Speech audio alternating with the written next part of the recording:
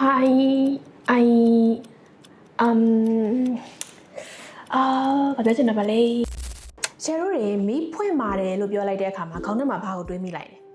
open the light အဲ့လို open the light လို့ပြောတဲ့ဟာက English လိုမှမသုံးပါဘူးเนาะဆိုတော့ဘာလို့ဒီဆရာတို့အဲ့လိုမျိုး open the light လို့တန်းပြောမိလိုက်တာလဲဆိုရင်ကိုယ်စိတ်ထဲမှာမြန်မာလိုတွေးပြီးတော့မှ English လိုပြောလိုက်တာဖြစ်လို့ပါ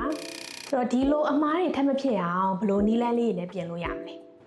ပထမဆုံးတစ်ခုကတော့ကိုယ့်ရဲ့ပတ်ဝန်းကျင်မှာမြင်သမျှစာလုံးတိုင်းကို English လိုပဲတွေးကြည့်ပါစာအုပ်လေးတော့တွေ့ရင် English လိုဘယ်လိုပြောမလဲ book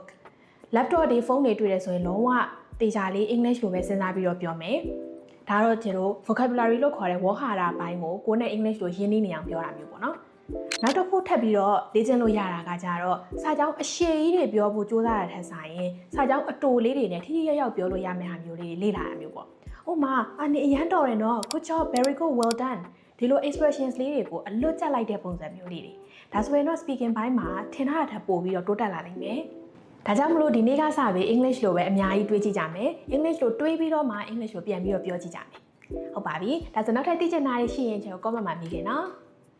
US ကတန်းတွေကိုစိတ်ဝင်စားလို့တက်ရောက်ချင်တယ်ဆိုရင် TikTok bio မှာရှိတဲ့ Telegram link ကနေဆက်သွယ်နိုင်တယ်လို့ Page Messenger ကနေလည်းဆက်သွယ်နိုင်ပါတယ်။ဖော်ပြပါဖုန်းနံပါတ်တွေကလည်းဆက်သွယ်စုံစမ်းမေးမြန်းနိုင်ပါတယ်ရှင်။